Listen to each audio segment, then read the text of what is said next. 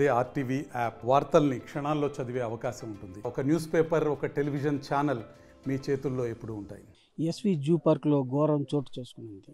ప్రధానంగా నిత్యం యాత్రికులు సందర్శకులు చేస్తున్నటువంటి జూ పార్క్లో ఓ రాజస్థాన్కి చెందినటువంటి ఓ వ్యక్తి జూ పార్కులో ప్రవేశించి జూ పార్క్లో ఉన్నటువంటి ఎన్క్లోజర్ సింహాలకు పెట్టినటువంటి ఫస్ట్ ఎన్క్లోజర్ బోన్లో ఉన్నటువంటి ఎన్క్లోజర్ ఎక్కి దూకడంతో సింహం అతనిపై అటాక్ చేసి గాయపరిచి అతను చంపి తీసుకెళ్లిన ఘటన ఇవాళ ఎస్వి జూ పార్క్లో చోటు చేసుకునింది.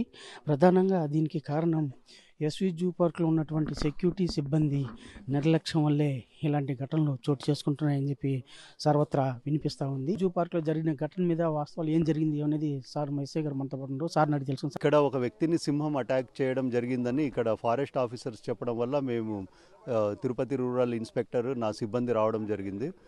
ఆయన వాచర్ చూస్తూ ఉండగానే ఇక్కడ ఉన్న ఫెన్సింగ్స్ అన్నీ దాటుకొని ఈ సింహం యొక్క డెంగ్లో దుంకారు. దగ్గరలో ఉన్న సింహం అతన్ని అటాక్ చేసి డ్రాగ్ చేస్తూ 100 మీటర్ల దూరంకు లాక్కొని వచ్చింది. ఆ క్రమంలో ఇతను చనిపోయినట్లు తెలుస్తుంది.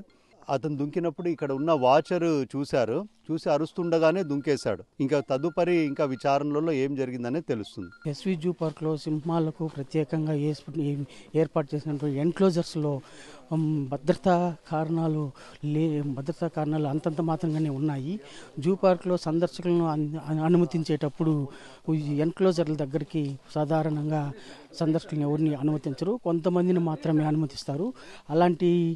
అలా వచ్చిన వారిలో ఇతను ప్రహ్లాద్ అనే రాజస్థాన్ వ్యక్తి. ఇతను ఒక్కడే వచ్చినట్లుగా అధికారులు అయితే పేర్కొంటున్నారు.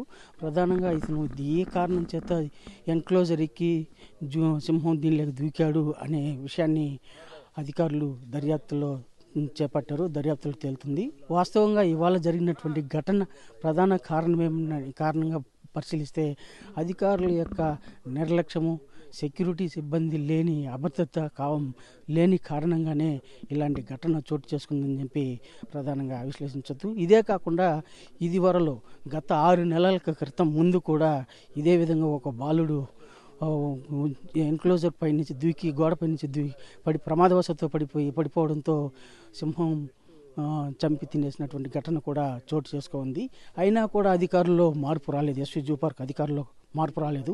ఇలాంటి ఘటనలు తరచూ జరుగుతూ ఉన్నా కూడా ఎన్క్లోజర్స్లోకి ఎవరిని అనుమతించకూడదు అనే నిబంధనలు ఉన్నా కూడా అధికారులు మాత్రం చూసి చూడనట్టు ఉంటున్నారు. ప్రధానంగా ఏంటంటే ఎన్క్లోజర్లోకి అనుమతించడానికి ప్రధాన కారణం ఏంటంటే ఎస్వి జూ పార్కు ఆర్థికంగా రెవెన్యూ సంపాదించాలనే నెపంతోనే